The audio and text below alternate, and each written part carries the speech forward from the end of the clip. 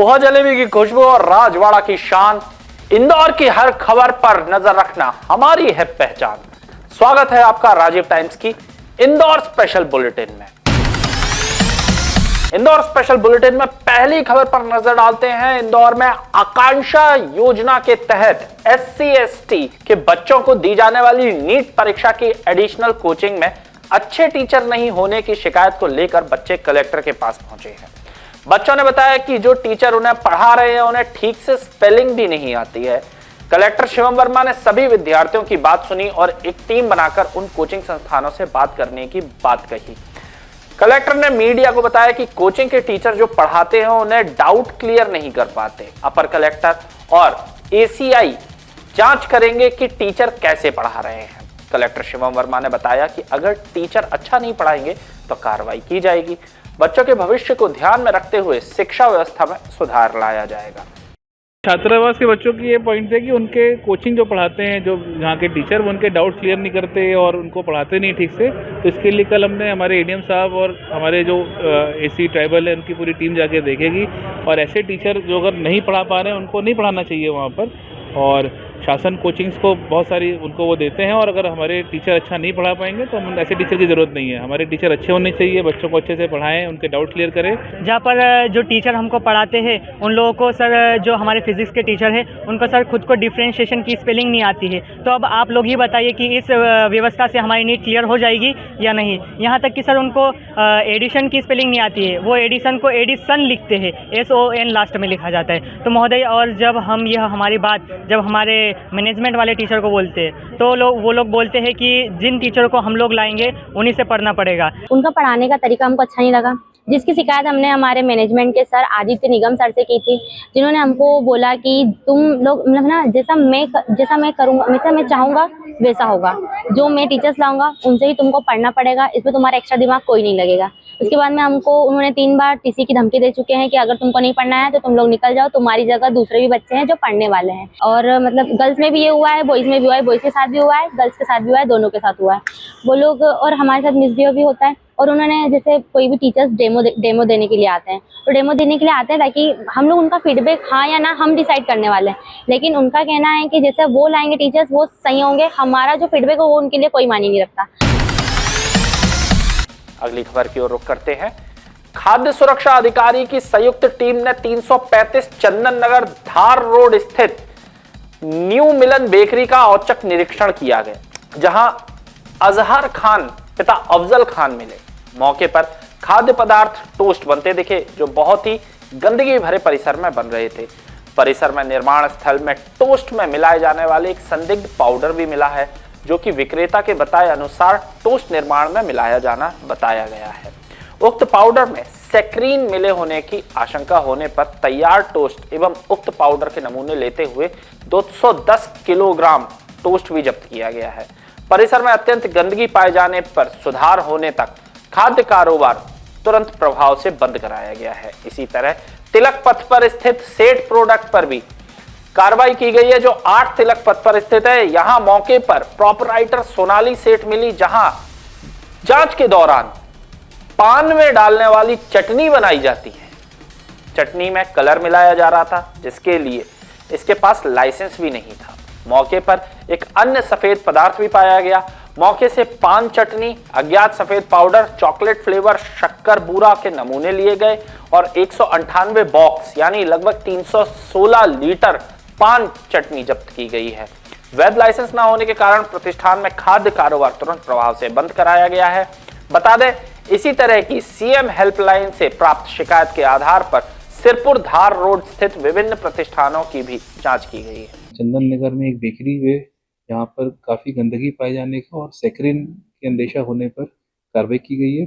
वहाँ पे उस संस्थान को सील किया गया है और सैंपल भी कलेक्ट किए गए हैं। हम लोग आगामी जो वैधानिक कार्रवाई वो कर रहे हैं। और इसी प्रकार तिलक नगर में पान चटनी के संदर्भ में शिकायत पर कार्रवाई हुई है। वहाँ पे संस्था के पास उचित वैध लाइसेंस भी नहीं था, जिसके आधार पर हमने संस्था को सील किया गया है। सैंपल लेके हम बाकी जो आगामी कार्रवाई वो कर रहे हैं। रुक करते अगली खबर की ओर। कलेक्टर ने बैठक लेकर जारी किए निर्देश, कहा काम में लापरवाही बर्दाश्त नहीं। कलेक्टर शिवम वर्मा ने शिकायतों के निराकरण के लिए बैठक की है। कलेक्टर वर्मा ने निर्देश दिए हैं कि सब जिम्मेदारियों को अच्छे से और समय सीमा में पूरा करें। बैठक में नगर निगम आयुक्त क्षितिज सिंघल, अपर कलेक्टर नवजीवन विजय पवार, एमपीआईडीसी के सीईओ हिमांशु प्रजापति, अपर कलेक्टर निशा डामोर, रोशन राय, रिंकेश वैश्य सहित अन्य अधिकारी उपस्थित थे। बैठक में कलेक्टर शिवम वर्मा ने संकल्प से समाधान अभियान के क्रियान्वयन की समीक्षा करते हुए निर्देश दिए कि अभियान का चरणबद्ध और प्रभावी तरीके से क्रियान्वयन किया जाए। साथ ही स्पष्ट किया कि किसी भी तरह की लापरवाही बर्दाश्त नहीं की जाएगी। लापरवाही पाए जाने पर संबंधित अधिकारियों के विरुद्ध कड़ी कार्रवाई की जाएगी। बैठक के दौरान कलेक्टर शिवम वर्मा ने कई समस्याओं को जिक्र करते हुए सभी विभागों को समय सीमा में काम पूरा करने को कहा है। देखिए, टीएल में भी चूंकि हम लोग सीएम हेल्पलाइन का इसमें रिव्यू करते हैं और माननीय मुख्यमंत्री जी के स्पष्ट निर्देशानुसार सभी सीएम हेल्पलाइन का क्वालिटी डिस्पोजल समय सीमा में हो, इसके लिए हम लोग काम करते हैं। तो इसमें जहाँ भी इसमें डिले या लापरवाही पाई गई, ऐसे 3 प्रकरणों में संबंधित 3 अधिकारियों पे कॉस्ट लगाई गई है और पे पेनल्टी लगाई गई है। रुक करते अगली खबर की ओर। इंदौर के एमआईजी थाना क्षेत्र से नाबालिग बालक की हत्या के मामले में पुलिस को बड़ी कामयाबी हाथ लगी है। इस मामले में पुलिस ने मुख्य आरोपी के परिजन को गिरफ्तार किया है, जिन पर अपराध में सहयोग करने, शव छिपाने और सबूत मिटाने के गंभीर आरोप लगे हैं। बता दें, इस मामले ने पूरे शहर को सोचने पर मजबूर कर दिया था कि ऐसा भी हो सकता है। पुलिस ने मुख्य आरोपी रेहान के पिता अब्दुल शाकिर, मां शहजादी और ताऊ अब्दुल रहमान को गिरफ्तार किया है। पुलिस के अनुसार आरोपियों पर अपराध के बाद आरोपी की मदद करने, शव को छुपाने और अहम साक्ष्यों से छेड़छाड़ करने का आरोप है।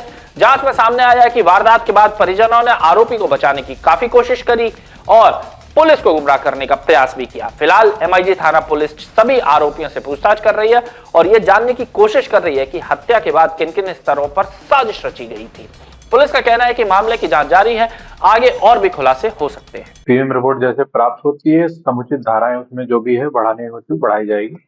अपडेट इसमें यह है कि जो मुख्य आरोपी था, उसके माता पिता और उसका बड़ा पापा, इन दोनों की जो बॉडी छुपाने और पुलिस को जानकारी न देने की जो क्रिमिनल एस्पेक्ट था, उसमें इन पर कार्रवाई करते हुए तीनों को गिरफ्तार कर लिया गया। अगली खबर की ओर करते हैं। इंदौर में सांसद शंकर ललवानी के खिलाफ इंस्टाग्राम पर आपत्तिजनक टिप्पणी करने और झूठे आरोप लगाने के मामले में उत्तर प्रदेश के इन्फ्लुएंसर जतिन शुक्ला पर क्राइम ब्रांच ने मामला दर्ज किया है। बता दें, सांसद प्रतिनिधि विशाल गिदवानी की शिकायत के तहत यह कार्रवाई की गई है, जिसमें वीडियो के जरिए छवि धूमिल करने और अशोभनीय भाषा का उपयोग करने का आरोप है। पर दूसरी ओर इन्फ्लुएंसर जतिन शुक्ला का एक पोस्टर सामने आया है, जिसमें जतिन ने सांसद लालवानी से प्रश्न किए हैं। वे कह रहे हैं कि प्रश्न करना क्या गलत है। पोस्ट में यह कहते हुए दिख रहे हैं कि सांसद जी, सवाल पूछने पर एफआईआर नहीं, फांसी दिलवाइए। जतिन का यह पोस्टर लोगों के बीच चर्चा का विषय भी बना हुआ है।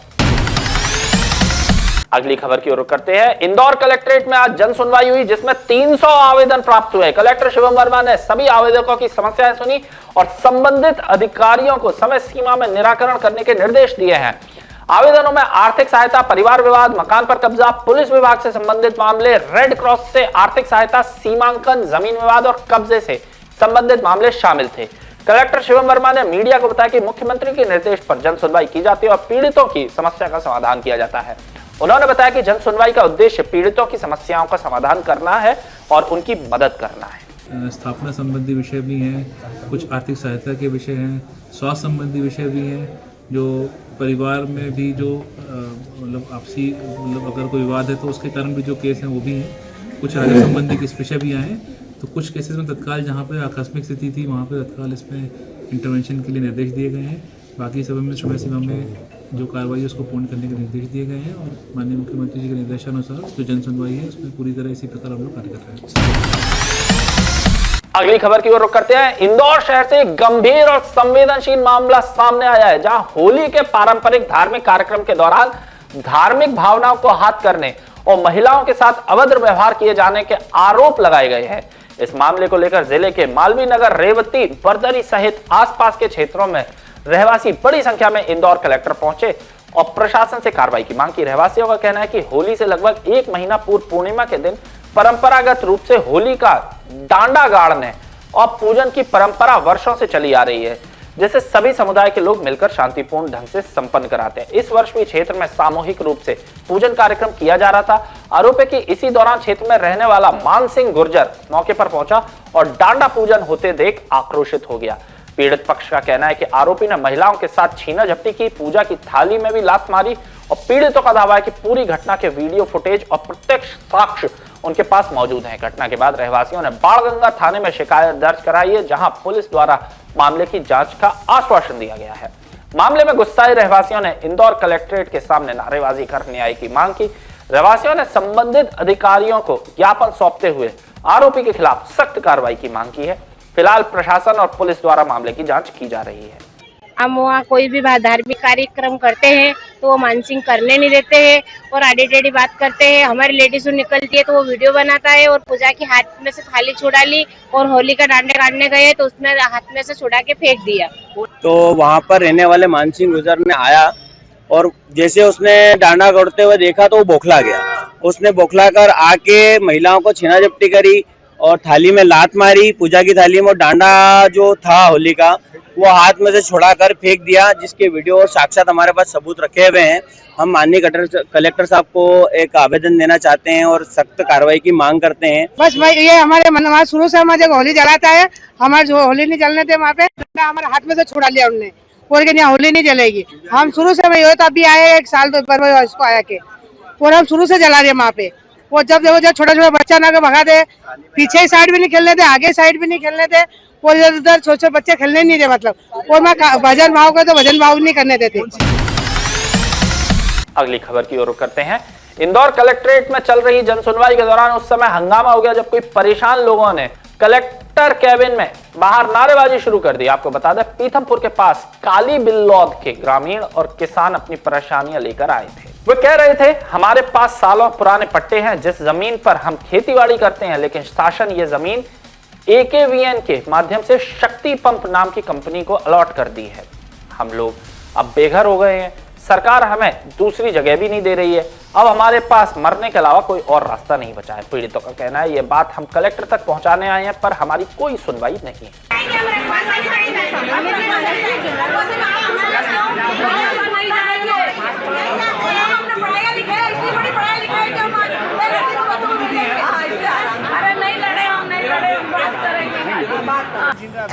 शक्ति पंप वाला कौन है ये? कंपनी वाला।